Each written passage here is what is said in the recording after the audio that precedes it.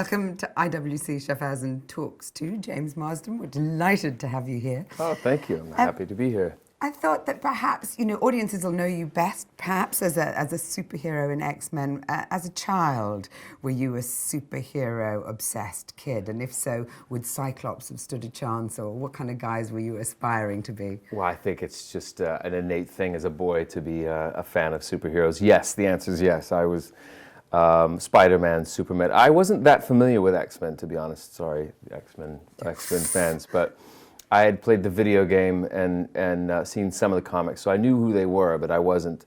I grew up with Richard Donner's Superman and some of the other comic book films, but so I knew who they were, but I had to call on from some of my sort of nerdy comic book friends and say, "Who's Cyclops and what does he do?" You got booked as the role, and you didn't even know who he is? Okay, you read this one, read episode this, read that. But I think it's every childhood dream every kid's dream to play a superhero. You think you're a superhero when you're a kid. You dress as them for Halloween, and I remember jumping off the roof of my house onto a trampoline thinking I could fly. That was a terrible idea. Did not work out very well. But yeah, it's as an actor, these are those dream roles where you get to fulfill that childhood fantasy for sure. I mean, obviously, as a superhero, you have specialist skills, but does it also take particular skills to play one? I mean, I'm interested in the fact that in your career, two of your major roles, one has been as a sort of sentient android in Westworld, and then the other, of course, in X-Men.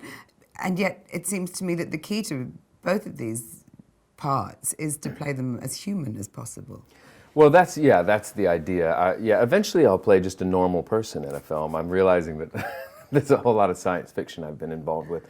The funniest thing that I remember is the first day of shooting on the first X-Men film, we were in our full leather one-piece suits. Nice. And we were meant to, me and Hallie and Hugh were meant to leap over this, in a very superhero way, over this wall around the Statue of Liberty.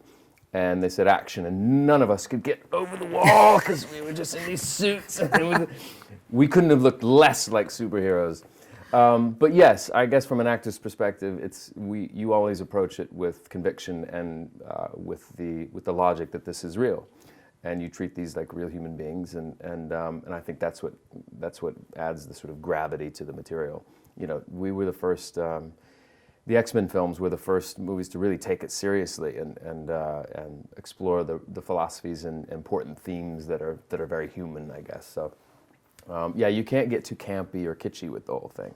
We've talked about a couple of your roles, but the thing that really seems to define your career, if you look at it as a whole, is diversity. I mean, you've played comedy, you've played indie movies, you've sung, you've played the robots, and you've played superheroes. So is that something to do with a kind of decision on your part, a determination on your part not to be kind of typecast as the handsome leading man, which you could surely also have gone down the road of?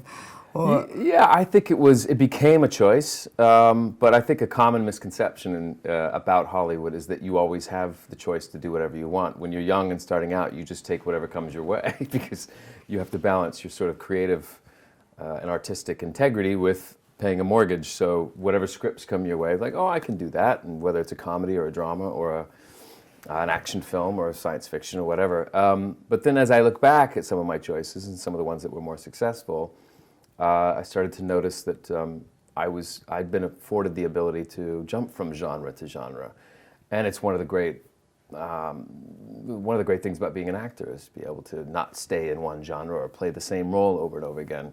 And I feel like that was always something that was a strength of mine. It was that I could do comedy, or that I could do a drama as well, or do an action film, and sometimes Hollywood doesn't let you do that. They find something that the world wants to see you as, and they only cast you in those roles. And I over time, once I sort of established myself, I made it a point to diversify, I guess. And is there a kind of role that you are sort of desperate to play that you haven't yet had the chance to do? That's always a good question. I guess my way of looking at choosing what my next job is to kind of see where I just came from. So if I just came from doing, let's say, Anchorman 2, very silly kind of romp comedy, I will then have a new appetite to do something maybe dramatic. But as far as like the perfect role or something I haven't done yet, I mean, I always enjoyed doing the musicals. That was something that I feel like we could always do a lot more of. And there's very few out there, but a film like La La Land coming out now is just a testament to people wanting to see those types of films. So when I did Hairspray and when I did Enchanted, people loved seeing you enjoy yourself being an actor. And I would love to go back to that and do something like that, whether it's in film or on Broadway. I'd love to do a biopic. Like Frank Sinatra was always a hero of mine growing up, and that's a role that I would love to play at some point. That way you can incorporate all your skills of like singing and an incredibly rich story of a human being, of a superstar. But yeah, that's something I haven't played, is actually like a real human being, aside from a few days of playing John F. Kennedy on The Butler, but you know. And very good you were too. Oh, thank you. It was brief, but yes. Yeah, I'm surprised, I'm very disappointed actually as a British person that period drama isn't in there, because obviously we'd like to see you in jobbers, you know, and oh yeah, that's another one I've not been given the opportunity to do as well, is like a period drama. But I guess my periods were 1960s in Hairspray, or like in The Butler, like I said, but go way back to like Elizabethan. I've never done that. I don't know that people would rhyming necessarily couplets. buy me in that sort of role. This is like American stepping into. Yeah, it'd be fun to actually do that. Step in, do a full-on English accent. That'd be fun. Oh, I'm dying to hear it. Yeah, well, yeah. Not now, Okay, good. unless Yeah. you want to. No, I don't. I need to practice first. And you know, you've worked a lot in television, obviously, a lot now in film as well. Is theatre still compelling, or do those two genres kind of eclipse theatre because I've get never treated better? Well, yeah. Stage requires a discipline that is not necessarily required in film and television. In that, one, you can screw up and do it again. On stage, you have to roll with it. You know, it's compelling. I love the idea of being on the stage, but it's absolutely terrifying as well. And I think that's one of the things that make it exciting. I've toyed with the idea of doing a show on Broadway for a long time. I have 3 kids, so it's been difficult to uproot myself from Los Angeles and then go, you know, because you have to be in New York or wherever for a good period of time. But it is something I want to do. I just want to find the right project to do, whether it's a play or a musical. But I'm looking forward to it. I haven't been properly on stage since maybe high school. So there's something in the back of my mind thinking like, ooh, that's scary. I wonder how you'll feel on that first night. Well, everyone that I know, like Hugh Jackman and even Patrick Stewart, who'll be here today, they were always encouraging me to do some stage and musicals, things like that. In fact, Hugh talked to me about when he did Boy from Oz. He asked if it would be interesting to me to play his lover in Boy from Oz, and I think I was busy at the time. I'd booked another movie or something, so I couldn't do it. But I was entertaining the idea of like being on stage actually with Hugh, which would have been fun. It's an offer you can't refuse, to play Hugh Jackman's lover. Yeah, no, you can't. No. I do my best to do that in my real life. I mean, this is not accepting it. 2017. This is when the rumors start. This is the bit they'll cut We're out. perpetuating rumors here. Yeah, because then there's the Anthony Hopkins scenes, aren't there, as well? But we won't go there now. Oh, you can go there. It's fine. I think if you've seen those scenes with me and Anthony in Westworld, you realize that I'll do anything really.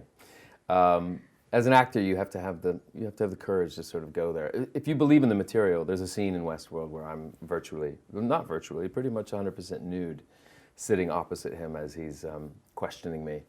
And it was one of the most surreal moments. You always have these moments on set as an actor, like whether it's what you're wearing, if you're wearing a ridiculous outfit, or you're covered in blood, or just find yourself in these strange situations, and you kind of think, well, this is what I get paid to do for a living. And yeah, it's glorious in some ways, and sometimes you think, okay, now I feel like I've lost a bet. I'm naked opposite Anthony Hopkins, having to act with him for a good 3 or 4 pages. But I embrace it. I think the more surreal, the more interesting for me as an actor. Do you go home to your 3 kids and think, I wish I could be as mature as them? Every day. Every day. Now the torturous bit. 10 questions in Oh, 1 sure, minute. let's do it. Are you Are you can't ready? promise I'll be able to answer every one of them. Deep so. breath. No, don't worry. I mean, it's You ready my for some idea of stammering? torture. I feel very bad. I feel quite sadistic putting you through this. Yeah, but pick one, nevertheless. sadistic or bad. Right, let's go. I think the clock is ready. So we've got 1 minute to answer 10 questions. Starting with, my advice to up-and-coming actors is... My advice to up-and-coming actors is persistence, perseverance. Stick with it. If you love it, do it in any shape or form. Stage, find an acting class, anything.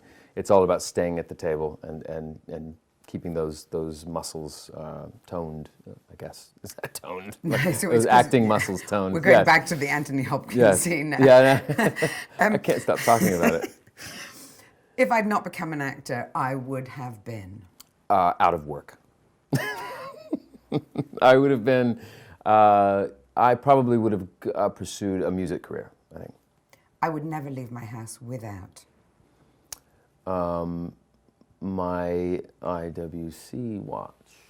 Nice, nice. Which is actually true. It's actually very true, that statement. My biggest indulgence is... Chocolate and peanut butter. Oh, nice. Was that a food-specific question? Or, No, okay. but food is good. That's where your mind went. Food is good. Okay. Chocolate Okay. and peanut butter. Something We like bad it. for me that I indulge me. Yeah. One item I'd bring to a desert island is... Item I'd bring to a desert island. That's a great. My iPhone. I was thinking I would do radio, so yeah. Yeah, but that would make more sense because I guess you wouldn't have any power. You can do it on your deserted iPhone island. or radio now, so you know you've got everything there. Right, Your you just music. need to make sure you have a massive battery pack to bring with you. Yeah, maybe the battery pack is the more essential. I would bring a boat with me to a deserted island. How about that? One superpower you'd like to have that you haven't already been imbued with? Teleportation. I'd love to avoid airports. That'd be nice, right? Just boom, boom. Yep, look here, I'm in Geneva. Everyone's I'm dream. back home, right. My worst fear is?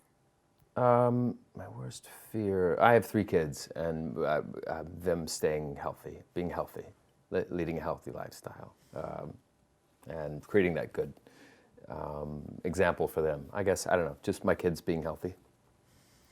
Well, I have got flats or heels here, but I've also got tuxedos or sweatpants, so you can take your pick. Well, I'm an actor, so you can probably ask both. I'm sure I played some role where I was in heels.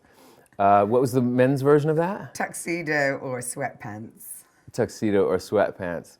Both have their places, but if you're talking about the majority of what I wear, I would say 99% of the time I'm in sweats, yeah.